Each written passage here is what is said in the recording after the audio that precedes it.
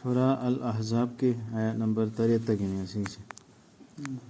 औज़ु बिल्लाहि मिनश शैतानिर रजीम बिस्मिल्लाहिर रहमानिर रहीम।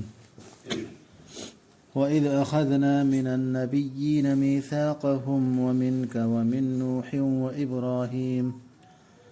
व मूसा व ईसा इब्न मर्यम व अख़ज़ना मिनहुम मीसाक़न ग़लीज़ा लियस्अल الصادقين عن صدقهم وأعد للكافرين عذابا أليما يا أيها الذين آمنوا اذكروا نعمة الله عليكم إذ جاءكم جنود فأرسلنا عليهم ريحا وجنودا لم تروها وكان الله بما تعملون بصيرا إذ جاءوكم من فوقكم ومن أسفل منكم وإذ زاغت الأبصار وبلغت القلوب الحناجر وتظنون بالله الظنونا هنالك ابتلي المؤمنون وزلزلوا زلزالا شديدا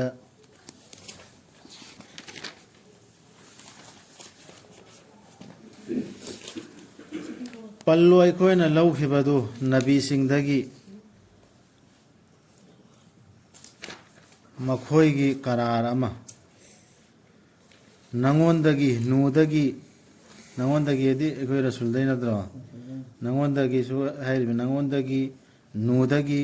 इब्राहिमदगी अमसुंग मरियमगी मचानिपा इसादगी अखोयना लौखिबनी मखोयदगी कल्लबा करार अमा नबी सिंहदगी होयना Alam sarta ana. Koi thapu fazal tahu dah biar tahu dah miu hari su wasat tu kalau kita nam tahu ni nam kena hai tu.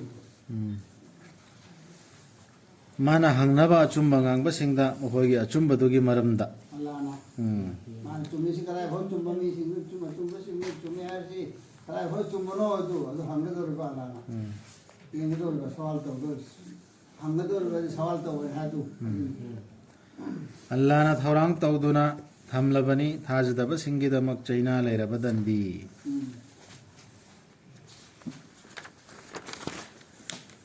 o thajaba sing ningsingo Allah na nakhoida tawbi khiba thawjaldu nakhoigi mayokta lanmi sing lakhiba matamda aikhoina thadara khibadu makhoigi mathakta nungsit amasung farista singi lanmi sing नखोयना दी उखिदबा अल्लाह दी मतम खुदिंगदा नखोयना तौरिदु उरिबनी अल्लाह के मतें मखोयना नखोयदा लाखिबदु नखोयगी थक्तगी अमसुंग नखोयगी खादगी अदुगा नमित सिंगाव खिबदु कीबदगी अमसुंग यौखलखिबदु थमोय सिंगना खौनाव अदुगा नखोयना खन्नखिबदु अल्लाह की मतांगदा मखल कयागी वखन महिमा कैनोना नबी खौदा वाखिम नत्राव करम कांदा अल्लाह मतेंग लाकदो नबी दा हम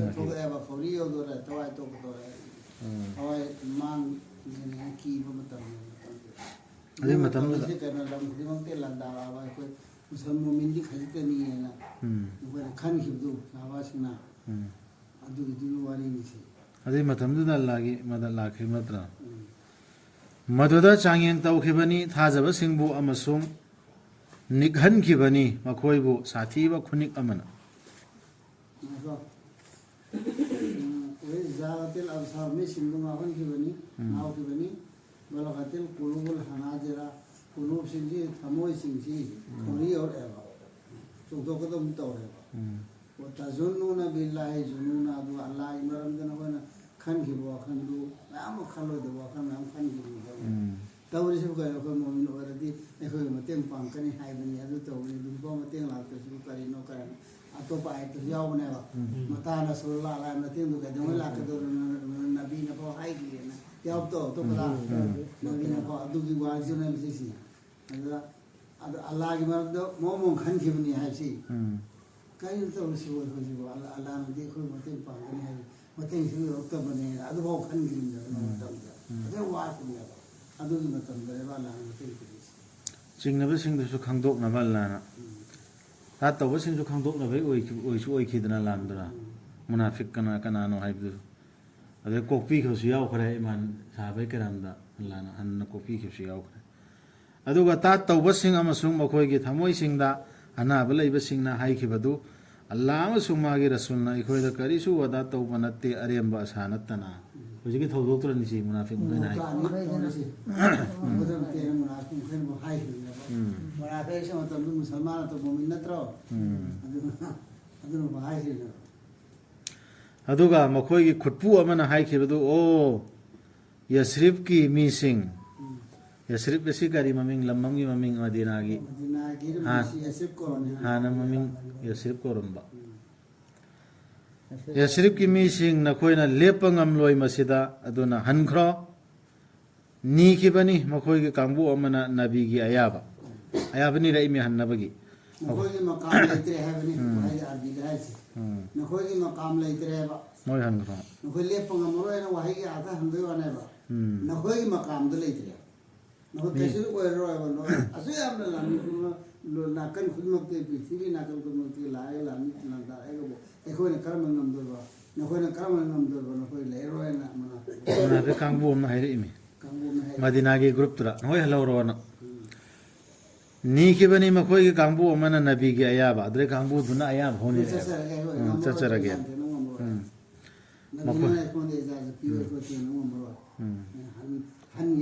ꯍꯜꯂꯒꯦꯅ ꯍꯥꯏꯔꯛꯄ ꯃꯈꯣꯏꯅ ꯍꯥꯏꯈꯤ ꯇꯁꯦꯡꯅꯃꯛ ꯑꯩꯈꯣꯏꯒꯤ ꯌꯨꯝꯁꯤꯡ ꯄꯨꯝꯍꯥꯡ ꯍꯥꯡꯍꯧꯔꯦ ꯁꯦꯟꯅꯕꯤꯅ ꯍꯜꯂꯒꯦ ꯁꯦꯟꯅꯕꯤꯅꯕ ꯌꯥꯎꯗꯅ ꯃꯈꯣꯏꯗꯨ ꯄꯨꯡꯍꯥꯡ ꯍꯥꯡꯍꯧꯕꯗꯤ ꯅꯠꯇꯕ ꯑꯁꯦꯡꯕꯒꯤ ꯑꯣꯏꯅꯗꯤ ꯍꯥꯡꯍꯧꯕꯗꯤ ꯅꯠꯇꯕ ꯌꯨꯝ ꯍꯥꯡꯍꯧꯕ ꯅꯠꯇꯦ ꯃꯨꯅꯥꯐꯤꯛꯁꯤꯡꯗꯨꯒꯤ ꯙꯣꯀꯥꯗꯒꯤ ꯃꯣꯏ ꯆꯦꯟꯕ ꯄꯥꯝꯕꯗꯤ ꯑꯗꯨ ꯍꯥꯏꯕꯅꯦ ꯁꯦꯟꯅꯕ ꯅꯥꯀꯟ ꯈꯨꯗꯤꯡꯃꯛꯇ ꯊꯔꯝꯃꯤꯃꯦꯕ ꯆꯥꯕ ꯍꯥꯏꯇꯥꯔꯦ ꯃꯗꯤꯅꯥꯗꯨ ꯉꯥꯛꯅꯕꯅꯦ ꯊꯔꯝꯃꯤꯃꯦꯕ ꯑꯗꯨꯅꯦ ꯍꯥꯡꯍꯧꯕ ꯅꯠꯇꯦ ꯍꯥꯏꯁꯦ ꯃꯈꯣꯏꯅ ꯀꯔꯤꯁꯨ ꯅꯤꯡꯈꯤꯕ ꯅꯠꯇꯦ ꯆꯦꯟꯅꯤꯡꯕ ꯅꯠꯇꯅ ꯆꯦꯟꯅꯤꯡꯕꯅꯦ ꯁꯤ ꯑꯜꯂꯥꯅ ꯍꯥꯏꯗꯣꯔꯛꯏꯅꯤ ꯑꯗꯨꯒ ꯌꯦꯛꯅꯕꯅ ꯆꯪꯂꯛꯈꯤꯔꯝꯂꯕ ꯃꯈꯣꯏꯒꯤ ꯃꯊꯛꯇ ꯃꯗꯨꯒꯤ ꯁꯦꯍꯔꯗꯨꯒꯤ ꯅꯥꯀꯜꯁꯤꯡꯗꯒꯤ ꯑꯗꯨꯒꯤ ꯇꯨꯡꯗ ꯃꯈꯣꯏꯗ ꯍꯩꯔꯝꯂꯕ ꯐꯤꯠꯅꯥ ꯇꯧꯅꯕ ꯋꯥꯀꯥꯏ ꯇꯧꯅꯕ ꯊꯥꯖꯕ ꯊꯥꯗꯣꯛꯅꯕ ꯍꯥꯏꯗꯤ ꯏꯃꯥꯟ ꯊꯥꯗꯣꯛꯅꯕ ꯃꯈꯣꯏꯅ ꯃꯗꯨ ꯇꯧꯔꯝꯒꯅꯤ 이만 타도와야 말하는 그 라와 또 맞다면 뭐 저기다 이만도 타더라가 그런거네요. 아두가 모두다 틴타람로이 ngaihak natana. 고닥다 이만 타도온 거네. 자, 디드라 조장행니 시 사웨 가람 들로 그래. मखोइना हानना करार तौखरबनी अल्लाहदा अदि कलमा सोन खरम नत्रो आ ममांगदा मनम सिंग ओंथोकलोय हाइना चेलोय हाइना हानजु नबीदा वसक तौखरना अदुदा अदुदु तफसरा तौरमी अदु इमिसि लांदुदी अल्लाहदा तौखिबा करार दे मतम खुदिंगदा वहंग तौरखिगदबनी एखोइना करारम अल्लाहदा चेत पथमिसे चांगिंग तौरकना ऐसे ओए भएन करार चौबमने लाइला मपुन त ला नंग बुतनी मपुने कोन खालिसे अशहदु अल्ला इलाहा इल्लल्लाह अदुदु ओए वे ला ब्रासी ओए वे ला ब्रेन चांगिंग तौरकना चाना मपुन त ला ले तौरा हायो मोहम्मद सल्लल्लाहु अलैहि वसल्लम को एदोनुंग दसु कानरोय नखोयदा चेन बना नखोयना चेलिबदु सीबदगी नद्रगा हाटपदगी ओइरबदी ओइरबदी मदुददी अदुमना तौरमलबदी नखोयबु नुंगाइना लहेल्लमनरोय मतम खरखक नतन मतम खरखक नुंगाइना लेगदम गाइना लहेल्लरोय अदुमै चेन लसु हायो चेलसु सीरसु अम कतल दे चेलसु मोते चेलसु ना मतम खर दुनिया लो ले सीबन तनो पाले रो अदु अदु मोते रे नो की चेल चेल hayo kanana ngakthokpa ngamgadage nakhoibu Allah dagi Allah na ningbiramlabada nakhoida phattaba natraga ningbiramlabada nakhoida minungsi Allah gi minungsi oiro Allah na phattabam sil oi khoi thakta changyengi kanana ngakthok torsi chelaga makhoina phangloi makhoigi damak Allah na tana ngak senbinaba natraga tengbang binaba kana si dunia da suni dunia gi ni hairisi hana na khanglabani Allah na nakhoigi manungdagi athatpa singdu amasung haiba singdu makhoigi machimna nau singda law aikhoida aduga lakhidabani makhoidu landu da khara khak nattana munafik singdu ni haisi machimna nau da athingba pan pi khib haina khoibo charon charon be aroi si kharanin he thu ade khama sang une shanti oi shanti oi leina ba nathoi hing hona ba mangdana ba muttana ba ꯑꯗꯨꯒꯤ ꯃꯤꯁꯤꯡꯗꯣ ꯑꯜꯂꯥꯍꯅ hana khangya change adubu dalil piri bidan Allah de chang khangdoknaba mi singdasu khangannaba liksinduna nakhoida tengbang-bada adudagi akiba laklaba matamdadi nangna ugani makhoibu nangonda yenglakpa mamitsingdu koirei leiduna siba haibaduna mabu yomsillaba ama tawbagu yomsillaba amana tawbagu siramdayda tawu Sangyengdu. fizardu oirakaneba nangonda adumana sidore khalai injilakaneba nabi nangonda eni ekhoi mu manungda awaba am tabadasu sigi mityeng si yengnadrane amana amada kari ramana hairisina amma somda taribda samyam sinana pi amdi yengnamneba kyan ngawduna adi mityengduni je adubu akibadu charkhraba matamdadi adi matamdu Allah ningsingadi kyam phani adubu akibadu charkhraba matamdadi makhoina si tharakkani nakhoibu athauba marai sing sijinnaduna nan thokra matungdadi athau marai sijinnaduna gyan mem thathanaktro likshanduna wahaigi afaba wahi fawba likshallagani aduradi phattaba akan manga kadorini makhoidu thajadrabani aduna Allah na oihangrabani makhoigi thabak singdu aremba matam aremba matam khudingda madu Allah da araibani amal singdo amal afama madina taramma mukaido adu lo ma adu tanjat mo na adu tar adu ngang singdu adi matamdu rasu Allah gi Allah da thajab thangudam Allah gi ningsingadan makhoina khalli pusinnarakpa mayamdu chatkidri punsinnarakpa mayamdu chatkidri haina sure ahzab ay tolsi ahzab an yawrido adu dagi adu ahzab hay bo hay yawri si sura kunani ahzab ko punsinnarakpa ahzab ni ko nani mayam gi punsinnarakpa punsinnabudu ahzab ko makhoina khalli punsinnarakpa mayamdu chatkidri haina layomjilakpa maige khidambakte kojilak mayamdu chatkidri an khalleba aduga kupsinnarakpa singdu punsinnarakpa singdu amuk laklabadi makhoina pamlamgani badu singi marakta laiba laikanglada adi lotpa badu jangalda lairimidna laikanglada adura laiba pamlamganeba lapna nakhoigi i pau lauduna adi i pau ta sum lawra gane lapna laiba pamganeba aduga makhoina lairamlabasu nakhoigi narakta makhoi thengainaba yauram loi khajik khak nattan hojiki munafik singdu Allah da sena thajadaba singdu nabina haibada badakta indaba sing chingnaba sing lawairum jela lotal laikina paw lawraga kam tawkhre loi khraba lana soidana mak lairabani na khoigi damak Allah gi rasul da fajaraba namuna ama Allah amasung aroiba numitta asat thamjaba aduga Allah bu toina ningsingjaba amagi damak Allah gi nabina sabjung idu नाम ले रे सुनाओ नमूना मा तमफम तमजफम ओइबा तमजा साजर अन नबी दे ले रने लाम इबो रो अमु को औ दे तंगदम ने अजी नि हाइसे लकद कान लकुम फी रसूलिल्लाह उसवा Allah da asa नमूना आम ले Allah da asa thamjaba kana idam त नमूना ओइगिने है नबी जी नबी ने ते कान तो न तेबा नबी न है को दी इंदन ले बन aroiba numitta asat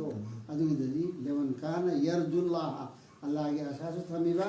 वल यौमल आखिर अल्लाह के आखिर के आसास थमीबा वल यौमल आखिर आखिरत सो अल्लाह के है भी आसास थमीबा وذكر الله كثيرا الله بوتوينا نيسيندنا سلاي بميسه الله بكيدنا الله نتورمي الله نويلمي الله نويلمي فتبلا سو فبلا سو الله نتمبدي تويمي خندرا لاي بميسيندو ادو دمقتدي نبي لمسا ساجسه نسدا لانا تشبل لمسا اور سملي بدسر لمسا سر ادو نمونا فزب نمونا اسوه ناسنادي فزربا نمونا مو اور من کوئی دمت نبی لیچا چلو ہے sina thajadaba kangu chingna kangu gini mathakta jaikriba ya singjigo makhadam ko thajaba kangu ila thajaba singna uba matamda punsinna pojugi lani question lakpa mayam du punsinna rakpa mayam du makoina haiki masini allah amasung magi rasulna ikoida wada tawbi khibadu hande jo ne haiki du sini urada miswadna allah allah kane haiki du ko thajaba sanging tawni haiki du sini ena makoida Allah sumna haiki rasul haiki achumba haiki bani allah amasung magi rasulna duna karisu hengal hankide hengal hankiba natte makoida thajaba amasung allah da changjaba natta مخون إيمان ده هنگرا لeva لا إيمان. ثاج عبد الله ثاج هنگرا لا hujiki punchin rakpa mayam tu ubdare moy hena thajaba hengale تس إيمان تنا वो تسليم तो शांति से सलाम तस्लीम से सलाम दुनिया बा शांति और सुई है hena thamoy da shanti oire अल्लाह हाय कि और कदा फोन सो नहीं कोई जो इन खाले इमान अल्लाह खिदे तो अल्लाह रसूल ने हाय ثاج काम को नदी चिंगदर हाय कि हम तकता jingna dor mi ki dor ये लगेगा खो लगेगा mayam parman mayam puthor ka dor mi आज तक सिंगी दी yauri thajaba singi manungda mi sing makoi duna chumna pangthok chakhiba makoina allah da tawkhiba qarar du ashhadu an la ilaha illallah son khiba allah na haibi yarne hai ki mayam do chumna pangthok pe yauri qarar du yauri makoi gi manungda adumba mi mana ngak chakhiba magi wasaktu siba phawba aduga makoi gi manungda yauri ngai ribasu adumna tawnaba haidi la adi tawni allah hukum du la adi thokani pangthokani sira suwana ngai basu yauri tawkhiba leite makoina makoi gi wasakta hongdok hungjin mabu ning da subung hongde allah na mana pibi na ba achumba ngang ba singbu makoi gi achumba dugi aduga dandi pibi na ba ta tawba singbu allah na adumna ningbira badi natraga nungsina onsin binaba makoida लान तो थोन खिदो दु changeng du khandok na लान तो थोन खिदो संगे हम तो न बना लान तो थोक तो से तो लोन मम्मी लोन भी आए बा याद रहो moi thamoi रानी कना की मई लान पर कई कई लो यार मैं बदल लानी सिंह दा अदु हेक्टर पुन्ना ngo हल्लेगा मखोई माची हल्लेगा हान दई लान तो थोक तो बिदा मखोई नबी ने है दु लोन यार के यार लगा वो जो मोई लो मम्मी से मो मिदरा अदु सेम दि करी न पर चांगे हम तो हो जा ta senamang allah ri matam khudingda kokpi haibani kanbi haibani नमदे ईमान पुजिला हल हरि जना लाम स नु ब जुहार ईमान जो अद नम नु हरि ला इकरा फी दीन है ईमान को नम यारो है तुम थबो चित्तो नम है mana karar du agreement du yanar di changeng loba oi boina ma se ai khakta la la bra la tri bra hai ai khakta na hai be libra inda bra